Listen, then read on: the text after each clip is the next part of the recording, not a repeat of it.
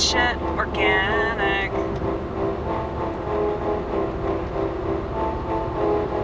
I hate how everything's so fake, and I gotta suck up to ya to get something that I don't really want. No, I don't really want a major gig at a comedy club.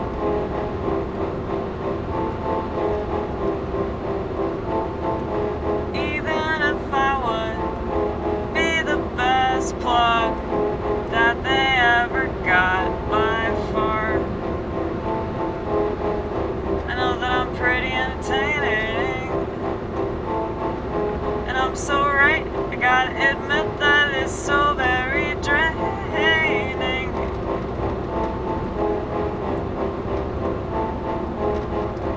It's just pouring out of me, seeping out of every orifice, every second of the day. And ever since I discovered, well, hey, I guess it's camera day.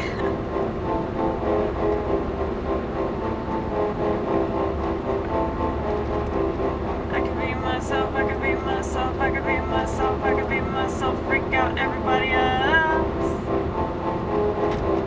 I can be myself, I can be myself, I can be myself, and freak out everyone else. Freak out everyone else. They're gonna wish that they were me, but they're not gonna be aware of it, cause they're not aware of much, are they?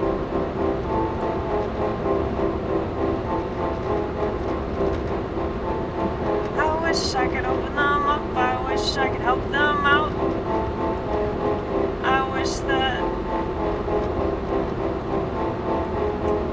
they would treat everything that I say as the gospel that it is. Cause eventually they'll understand that I wasn't kidding, yeah.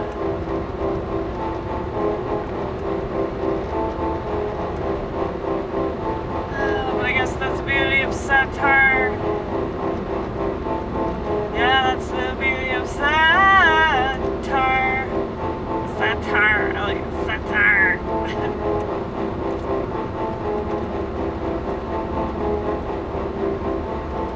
Satire when the world's on fire. Satire when the world's on fire. Satire cause the world's on fire. Satire, the world's always on fire. Cause people always choose hell. They do. Why? Why do they always choose hell? I guess it's just easier, you know?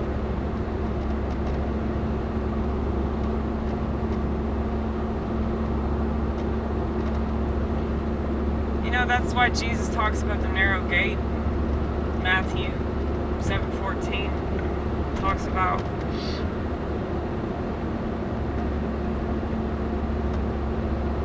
how it's just easier. It's just easier to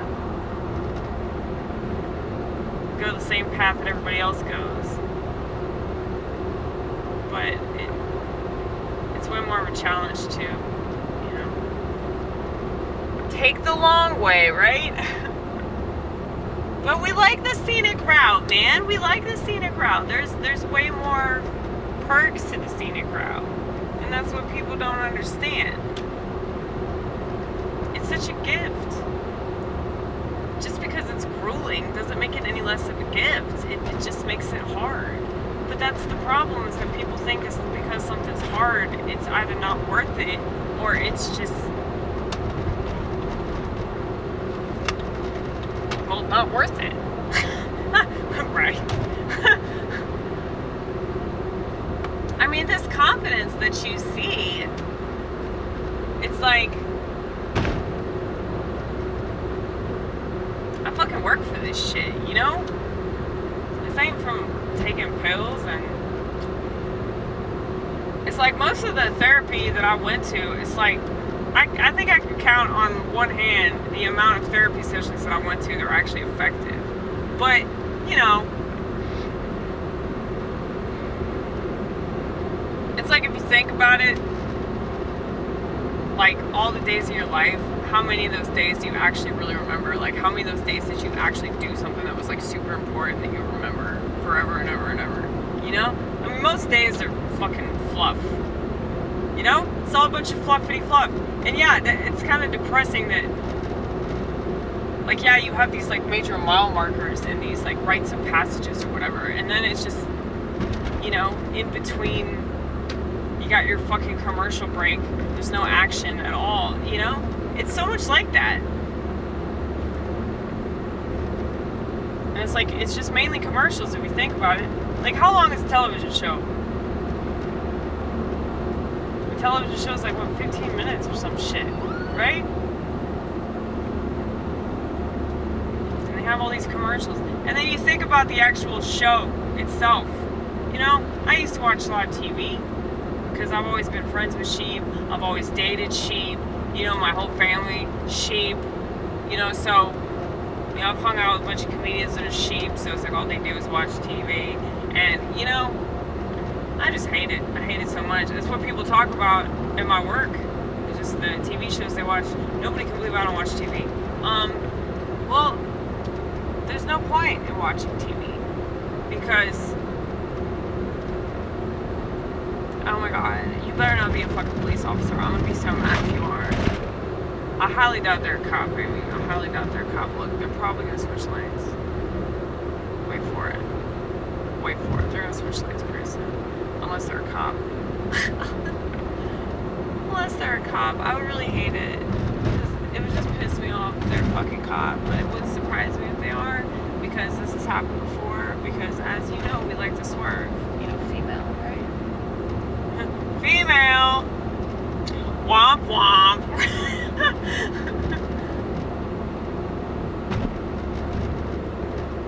But that would be really funny if it was the same state trooper. She was party though. You know I don't like female cops, but she was hot. So at least that was something, right? Some good eye candy. So she ain't gonna protect me from shit. But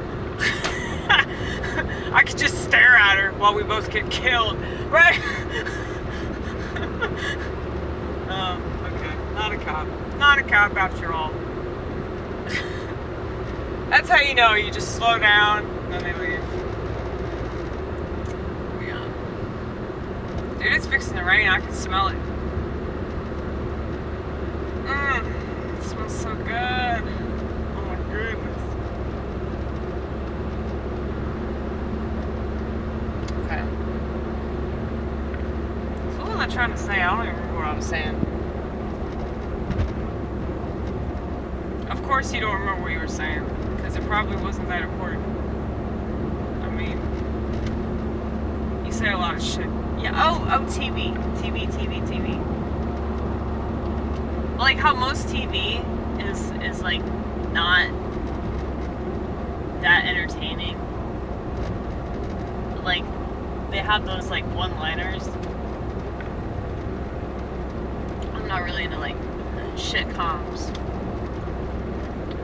But, you know, TV definitely got better. And that's why you have, like, Netflix and all that shit, so people can, like, unabashedly be addicted to television, you know? So, the whole, like, binge watching, like, a whole season of a television show. That's crazy. I mean, the thing is, like, that used to be the perk of TV, was that, like, you'd have to wait for it, you know, you'd have to wait for the next show. And, you know, that's why soap operas were so addictive, because they were, like, on five days a week. I used to be addicted to Days of Our Lives. I remember wasting a whole entire summer on that fucking soap opera, okay?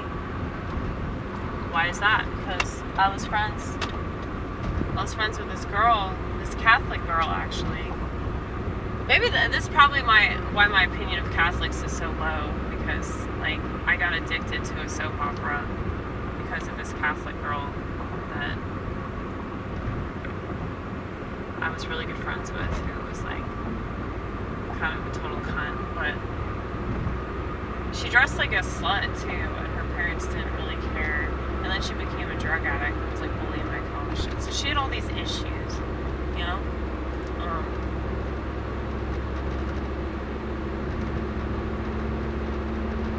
And I'm pretty sure she has like borderline personality or histrionic or something like that, just because of the crazy shit that she got herself into. But yeah, man. Apparently now she's covered in tattoos. So like, yeah, that's why. I've been to Latin Mass. It's like, it's not for me, man. If you enjoy it and you get something out of it, please continue to go. I don't mean that sarcastically or anything. I really hate it when people try to like convince you to go to their church. It's like, no, like there's a reason. Well, like this is what I tell people when I did go to church at all. I was like, no, I appreciate that you appreciate church, but I don't want to go. I mean, that's nice of you to invite me, but you know, there's a reason I don't go to church, right? But I randomly became interested in the Orthodoxy because of that, you know, thing that they were trying to mandate. And I was like paranoid that they were going to try to do that at my workplace. So I was like, I mean, I didn't think that would be something that actually happened, but you know, I know a lot of places try to mandate it. So I just thought that it would do me some good to, you know, see what the Orthodoxy was all about, considering, you know, I just had like a layman, or a laywoman, really, a laywoman's understanding of the Bible, you know, so I had my own personal interpretation of it, the whole sola scriptura, or whatever the fuck they call that. So, you know, I just thought it would be better if I, you know, talked to an actual priest. And,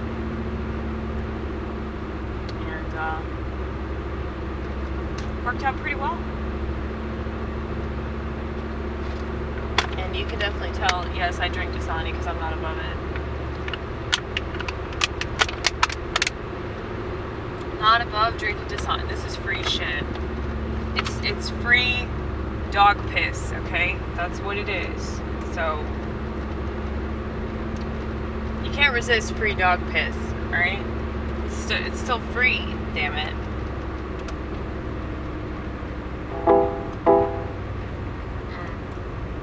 We're almost home. I'm so excited.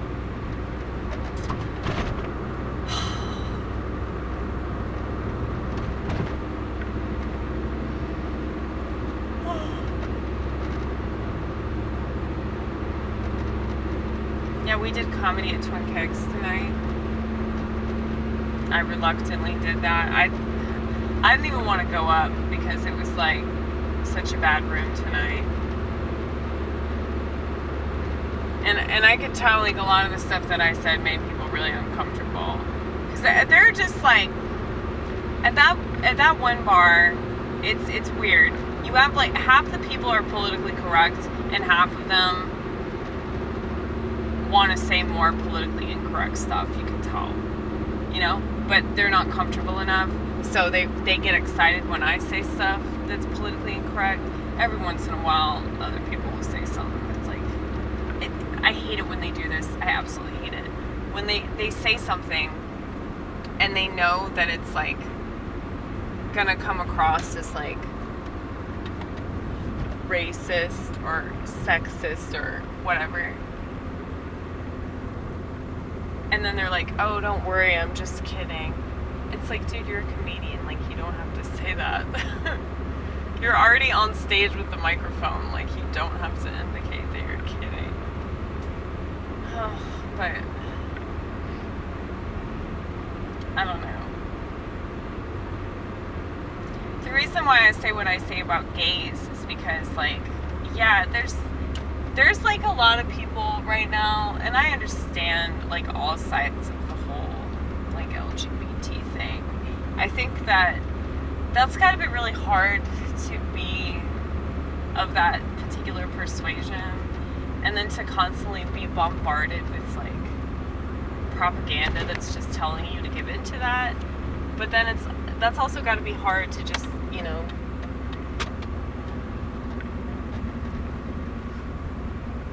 fight those urges to go along with that, you know? And what do you say to somebody that identifies as gay? Like, what, you're just supposed to be celebrate for the rest of your life and just worship God? And like, yeah, most people don't want to hear that, because most people want like a normal life, you know? They just want to be happy. They want to meet somebody. Most people want a companion, and it's not enough for them to just, you know, believe in God. So they're not Amy Gross over here, okay? So it's like,